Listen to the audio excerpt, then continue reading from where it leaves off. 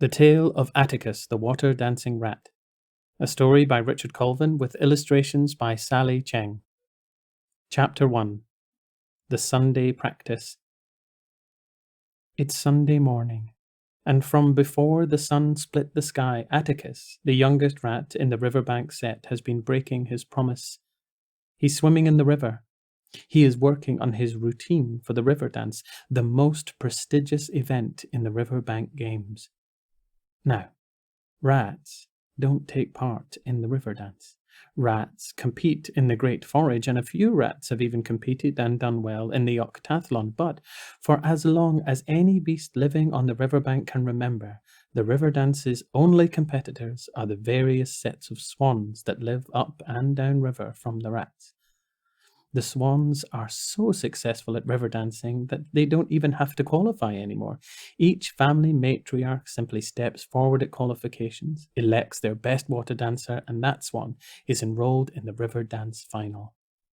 So, when Atticus's mum made him promise to stop practicing on his routine, it was not out of malice, but simply her trying to spare him a crushing disappointment. She knew he'd never be allowed to compete. "Attacus," she once said, "if you're desperate to compete, you should start practicing your foraging." But even in the moment Attacus said he would, he was dreaming of that first day he was taken to the water to swim. An activity all rats need to be able to do, but few rarely choose to, and usually only when they have to. Attacus, however, from the moment he entered the water, was filled with joy. The kind of joy he'd never known. He'd felt as though he'd disappeared, like all the world became nothing but water and movement. And although he did try very hard to keep his promise, he could no more resist his desire to swim than he could resist the sun from rising. It's now late on Sunday afternoon, and Attacus swims to the bottom of the lake, pushes himself off the bottom, bursts through the surface of the water into the air, and performs a double, twisted pirouette before diving back under with the tiniest of splashes. He surfaces, moves onto his back, and swims round and round in perfect circles. He growls to himself. He remembers watching the cygnets train, hours and hours, secretly watching them trying to find the perfect grace. There must be no splash, no wasted energy. Every move is perfect efficiency. Barkforth, the most famous matriarch of the swans, shouted at the team, and to the hidden Attacus. "I have no family to pass on my dance to, so you who disappear into the river must carry on my legacy," she said. The cygnets looked confused. "If we disappear, how can we compete?" asked one. Barkforth looked expectantly at her pupils. "Can any one of you answer?" The cygnets' heads dropped, and for a moment so did Barkforth's. "Does no one know?" she asked.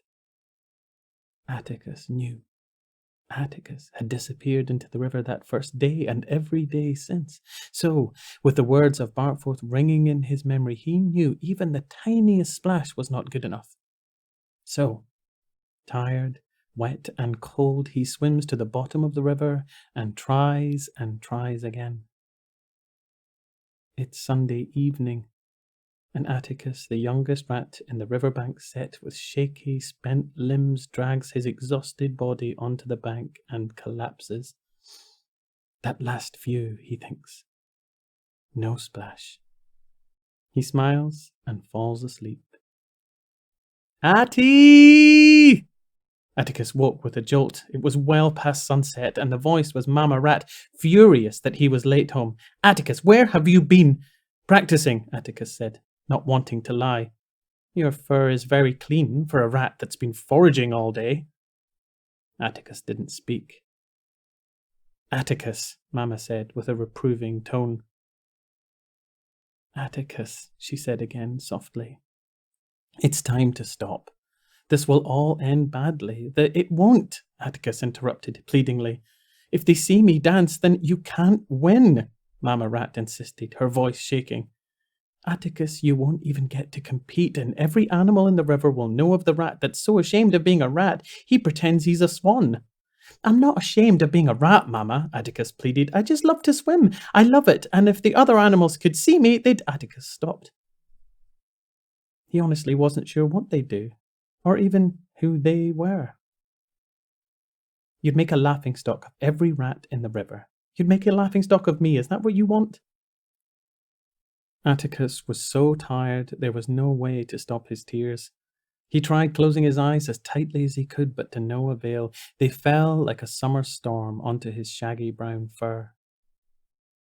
Mamma Rat watched her son's tears. You'd learn to love the forage, she said, trying to sound as positive as she could. She moved to comfort him. I hate you, Mamma, Atticus barked, and scuttled off to bed, where, ashamed and sad, tears and deep sobs shook his little body. Mamma Rat, meanwhile, hadn't moved. She stood, silent and still, with her eyes tightly closed.